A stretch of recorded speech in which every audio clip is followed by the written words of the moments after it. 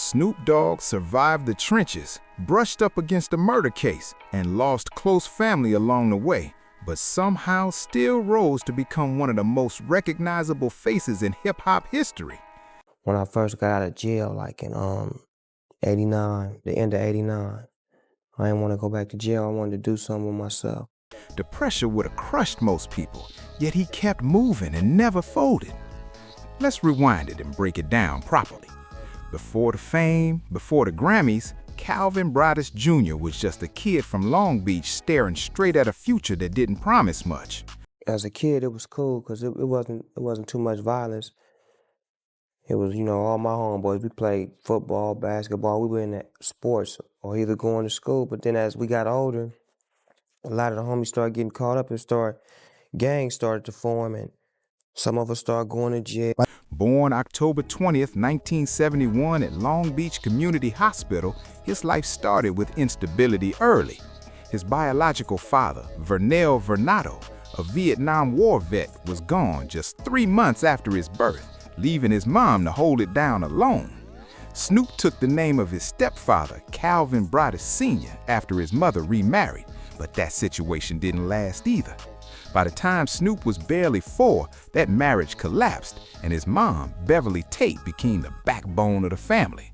She worked non-stop, juggling multiple jobs, raising Snoop and his brothers on the east side of Long Beach with pure grit and faith. I think once I was able to have my hands free from all of the situations that I had been in, whether it was death row, no limit, me just being by myself, solo as an artist, just wanting to do different styles of music. Like, I love music. I love every form of music. And like I was saying, if I adore you as a musician and I love your music, I'm going to reach out. And if I love the style of music or the genre of music, I'm going to try it.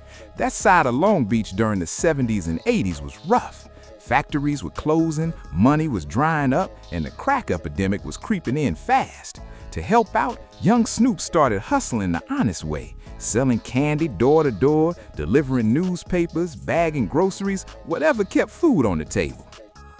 Music came straight from the house. His mother was deeply rooted in the church and had Snoop singing in the choir and learning piano before kindergarten.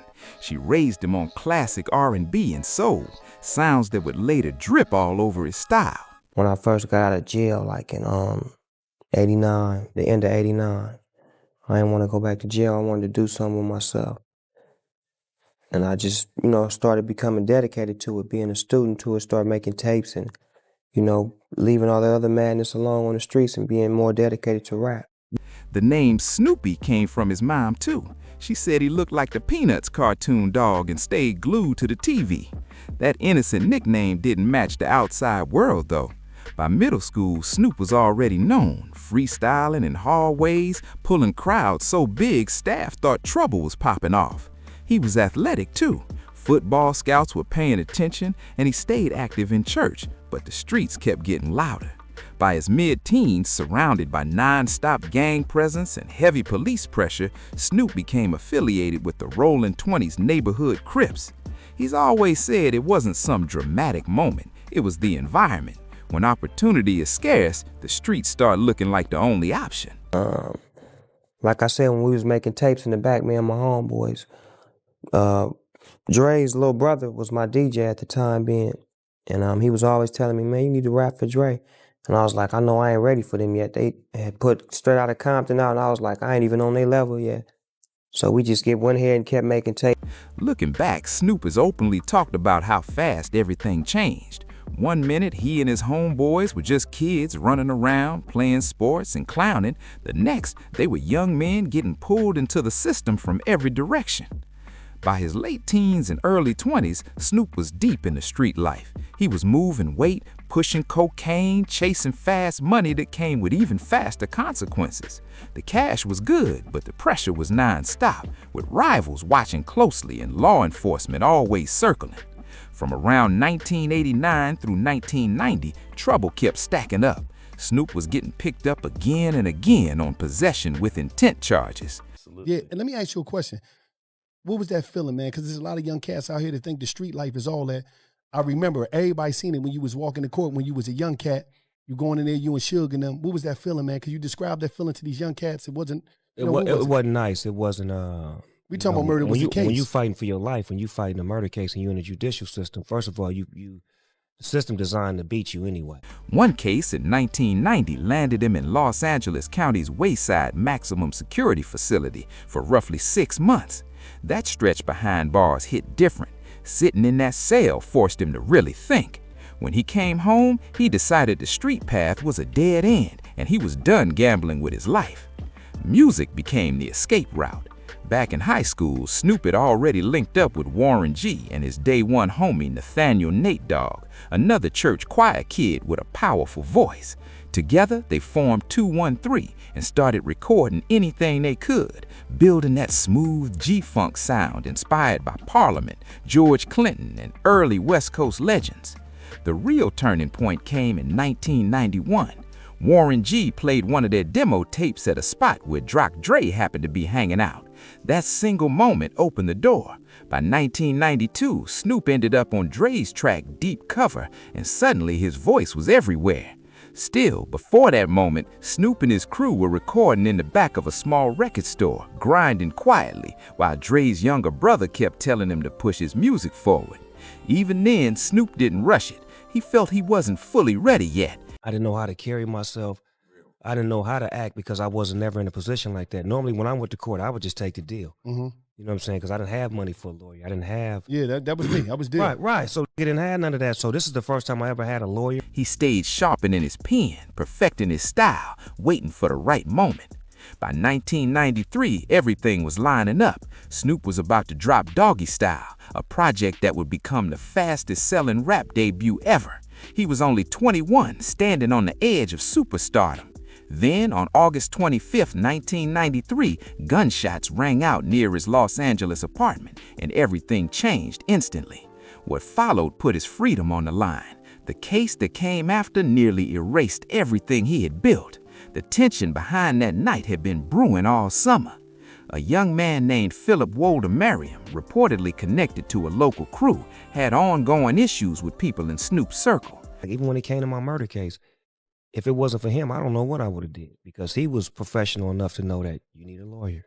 We got to get a defense team. We got to do this. Don't say a word. How much did your lawyer cost? Man, we spent about $10 million on that case. Damn. Just to get you out. He spent $10 million cash. At least, because the case went on for 3 years. According to the defense, he and others had followed Snoop's vehicle on multiple occasions, making threats and escalating the situation. That night in West Los Angeles, things reached a breaking point.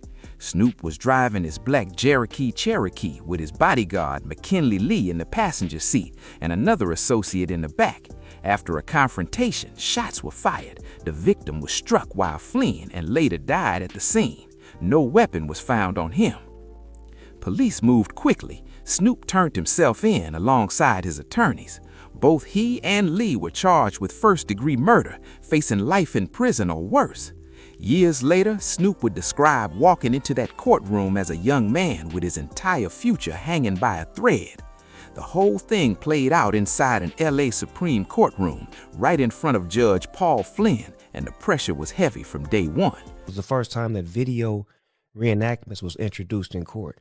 So we had to reenact what had actually happened through a video that my attorney was willing to found a way to put together. So it was like a reenactment like you see now when you watch those shows, the first 48 and all that. You see them we was the first ones to do that in court. The jury. Prosecutors came at Snoop aggressive, trying to paint him as a high-ranking Crip, calling shots from the shadows and ordering retaliation.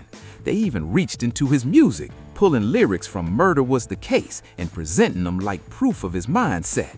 For the first time in his life, he had real legal representation fighting for him. Before this case, he didn't have the money to push back. He usually took whatever deal was put in front of him just to survive the system. This time was different. Once the defense team got assembled, it was serious. Johnny L. Cochran Jr., fresh off one of the most famous acquittals ever, stepped in alongside David Kenner and Donald Ray. The strategy was clear and focused. They argued self-defense, laying out how tensions had been building for weeks before the shooting, with repeated confrontations and threats aimed at Snoop's circle.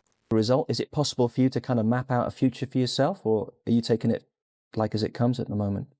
I gotta always have a plan, you know what I'm saying, for the future, but I like to take it day by day because nobody's promised tomorrow.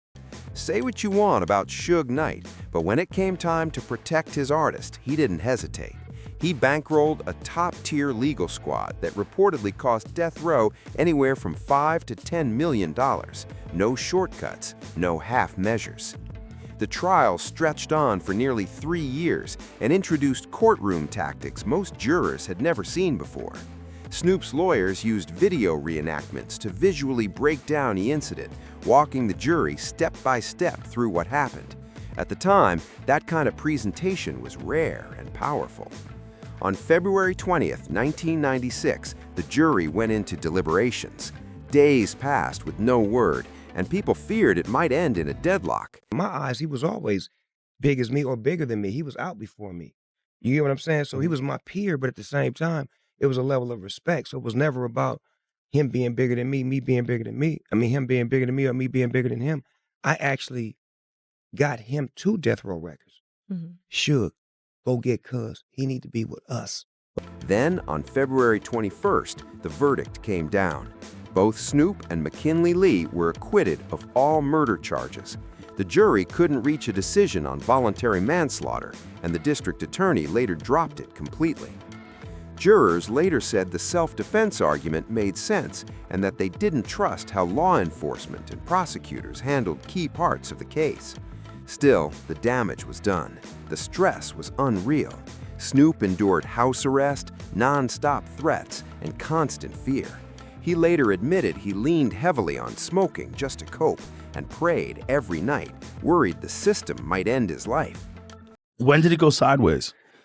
Once Pac got shot.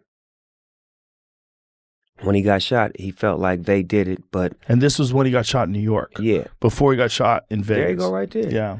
And now... So he felt like someone from the West Coast was involved? No. Or from the like, East Coast, rather, excuse me. Yes. And later information came out that the people that he thought did it had nothing to do with it. That period changed him.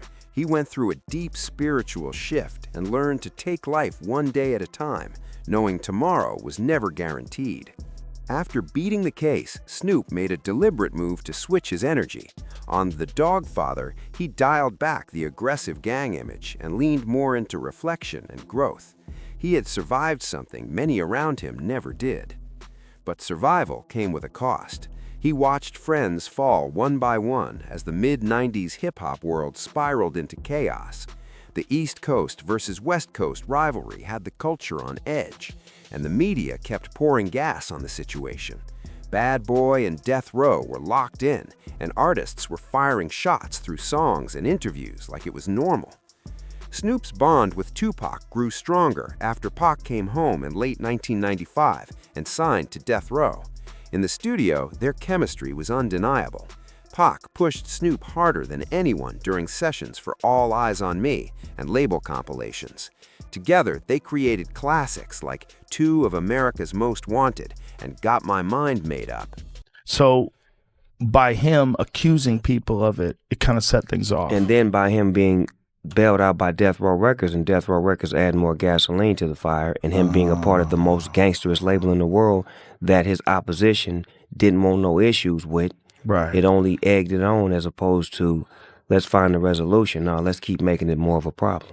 Snoop always spoke highly of Pac, seeing him as an equal, if not larger than life. He even played a role in encouraging Pac to join Death Row. But by mid-1996, the mood shifted. Pac became more unpredictable, demanding loyalty in the ongoing feud. Snoop, fresh off beating his case and focused on staying alive, wasn't trying to dive headfirst into another war. Everything spiraled fast after that. Once Pac got shot at Quad Studios in New York back in 1994, his trust was shattered. Fingers started getting pointed at people who, later on, had nothing to do with what happened. That paranoia never really left him. Been around since 2005, and to this day, we have 47 kids that have made it to the NFL. 47. Incredible. Yes, sir. And then we also have sheriffs, we have honor rolls, Rhodes scholars, we have lawyers, doctors. We even had one of the kids that was head of education in the White House. Like, we got kids, women. I keep calling them kids because they were kids when they were in Yeah, my but now league, they but we have grown-ups. men and women who have come from my league that are doing some remarkable stuff outside of football. Signing to death row only poured more fuel on an already burning situation. The label's reputation and Suge's aggressive approach didn't cool anything down. Instead, the tension multiplied and the beef kept escalating instead of getting resolved. On September 7, 1996, everything reached a breaking point. After the Mike Tyson fight in Las Vegas, Pac was hit in a drive-by shooting. Snoop wasn't there that night. He stayed back in Los Angeles. Pac fought for 6 days before passing away on September 13, 1996, at just 25 years old. When Snoop got the call, he rushed to Vegas and went straight to the ICU. He changed my life forever. Suge Knight was one of the best niggas I ever ran across in my life, for the simple fact that he was so honest, so real, so true, and so passionate about Death Row and about his artists and about us becoming who we are. And, I like to reflect on the great shit that he did. Everybody know about the bad shit, but the great shit he did was he instilled in me the power and the will to just be great. He later described seeing his brother laid up, swollen, hooked to machines, completely unresponsive, tubes everywhere. That image stuck with him. The moment he realized Pac wasn't coming back, it crushed him. The survivor's guilt hit hard. He kept asking why he was still here while so many others weren't. That period changed him. He went through a deep spiritual shift and learned to take life one day at a time, knowing tomorrow was never guaranteed. Just 6 months later, the nightmare repeated itself. On March 9, 1997, Christopher the Notorious B.I.G. Wallace was killed in a drive-by shooting in Los Angeles after leaving a Vibe magazine party. The setup looked eerily similar to Pac's shooting. A passing vehicle, multiple shots, no answers. That case remains unsolved to this day. Snoop wasn't directly involved, but the shockwaves hit him all the same. Within half a year, the two biggest figures from opposite coasts were gone. The so-called rap beef had crossed a line. This wasn't just music anymore. Real lives were being lost. Just about a week ago, my mom's birthday was April 27th, and we went to her gravesite, and I was on Instagram Live because I just wanted to share with people that I'm, keeping her spirit alive. And then I had that gospel music on, and them damn songs came on. I started crying. I'm like, uh-oh, mama working on me right now. She's trying to show my vulnerability in front of everybody to show that I miss her. Snoop later said losing Biggie broke the spirit of hip-hop. And right in the middle of all that chaos, Death Row Records started falling apart. After Pac's death, the label went into a downward spiral. Money started disappearing. Artists complained about not getting paid. Intimidation became the norm instead of the exception. Snoop's relationship with Suge Knight grew strained fast. Creative differences turned into business disputes, and eventually he felt like his safety was at risk. Still, he's always been careful to give credit where it's due. He said Suge helped shape his early career, pushed him to win, and demanded excellence when it mattered. But real talk, he's also admitted he was scared for his life staying at death row. But I'm strong enough to cherish the moments that I had with her. So it went from tears of sadness to tears of joy to me and my brother conversing, and my kids was behind me. It turned into a beautiful day. But like those moments like that are moments I like to share with people, to show them that I'm normal, that I do have a moment where I do cry and I do feel like you feel, and I'm not always happy and I'm not always up. In 1998, he bought himself out of his contract, reportedly for $10 to $15 million, and moved on to Master P's No Limit Records. He's called that decision the reason I'm still alive more than once. Another painful loss came years later. On March 15, 2011, Nathaniel "Nate Dogg" Hale passed away at just 41 years old due to congestive heart failure. After suffering multiple strokes in 2007 and 2008, his health never fully recovered. Nate wasn't just a collaborator. He was family, a day one from 213, the hook king behind classics like Regulate, Ain't No Fun, and Area Codes. Snoop led the tributes at the 2011 BET Awards and called Nate irreplaceable in interviews. You know what? It's important too for us to shout out Death Row because you have taken that mantle and Yes. you are waving that flag Yes. and doing movies and music and all of that. Me cleaning up the Death Row image, cleaning up the old wave of business, giving it new departments, giving it Death Row Pictures, Death Row Games, Death Row Cannabis, and just expanding the brand, being lovable, being approachable, doing great business, and just doing some things that never been done with this label. He later connected Nate's health struggles to the issues that would eventually affect his own family. The industry had already taken so many people close to him, but the hardest losses were still ahead. By the 2000s and 2010s, Snoop finally found some personal stability. After all the chaos, he stayed solid with his high school sweetheart, Shantae Taylor.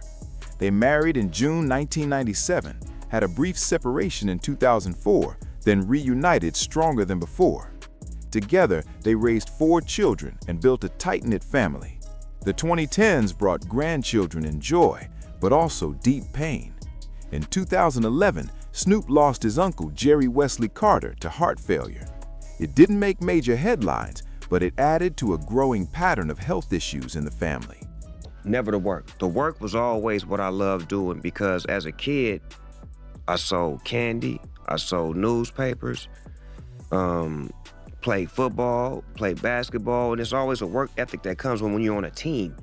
And when I played football, I was the quarterback, so they depended on me. When I played basketball, I was the guard, so I had to run the show. The most devastating loss came in 2019. His grandson, Kai Love, was born on September 15, 2019, to his son Cord and Cord's partner, Jessica Kaiser. Kai arrived with serious medical complications and passed away just 10 days later on September 25, 2019, at Children's Hospital, Los Angeles. The family kept details private. And that anxiety record's so hard. Right.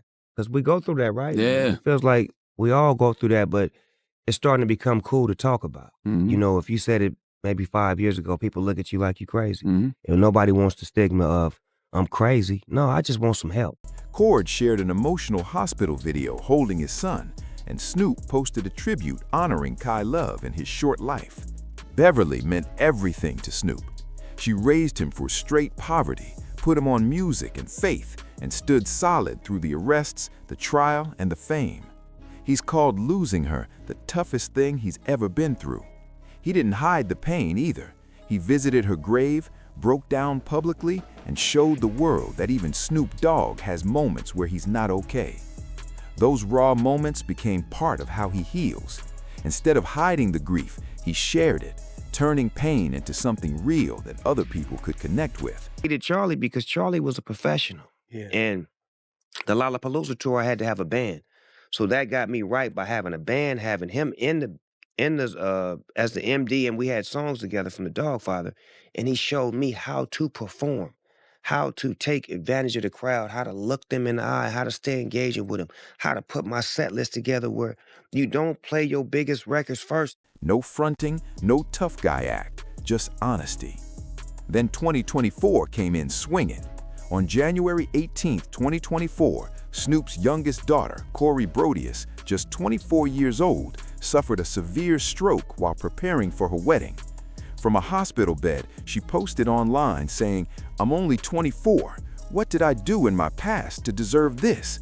That moment shook everybody. Corey had been dealing with lupus since she was 6, and doctors linked the stroke to her condition, worsened by stress.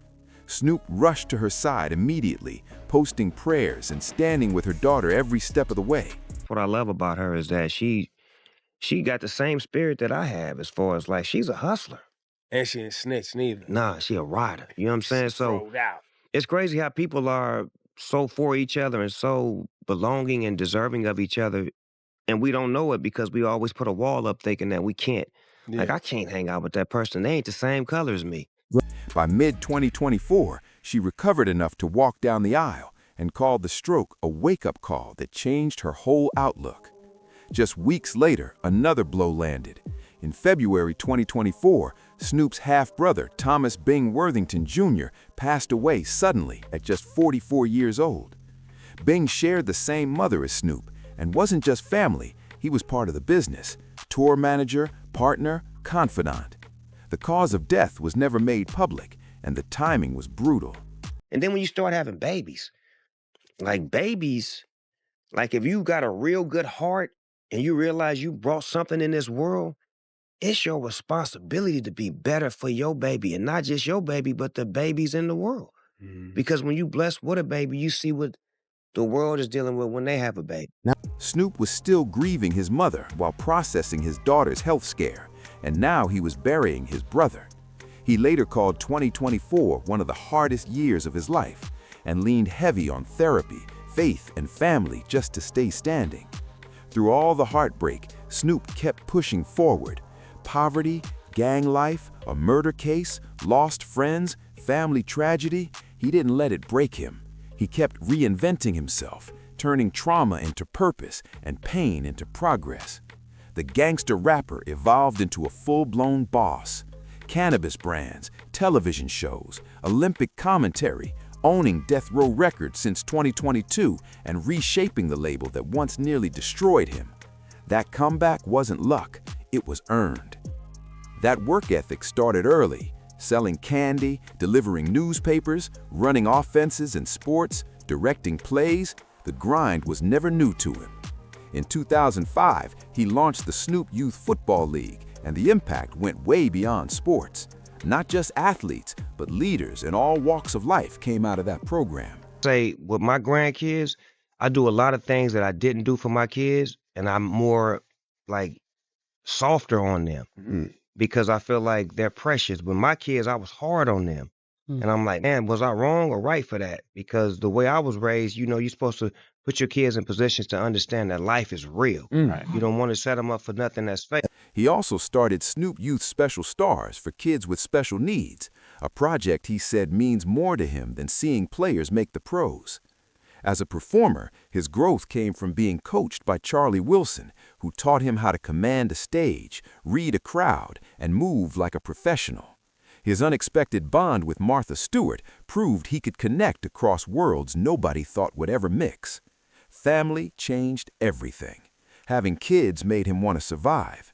Becoming a grandfather made him move softer, wiser, more protective, less tough love, more presence. At 54 years old, Snoop Dogg is still active, still creating, still evolving. His recent album showed range, freedom, and control he never had earlier in his career. No contracts holding him back, no boxes limiting his sound. The real tragedy of Snoop Dogg isn't the losses he took, it's that he survived all of them. He outlasted the streets, outlasted the case, outlasted the beef, and he keeps outlasting expectations. The same kid who once feared the death penalty now owns the label that almost broke him. The kid selling tapes on a bike now sends kids to the NFL. The artist who watched friends die now mentors the next generation coming up. If this story moved you, make sure to like the video, share it with someone who needs it, and subscribe for more deep stories like this.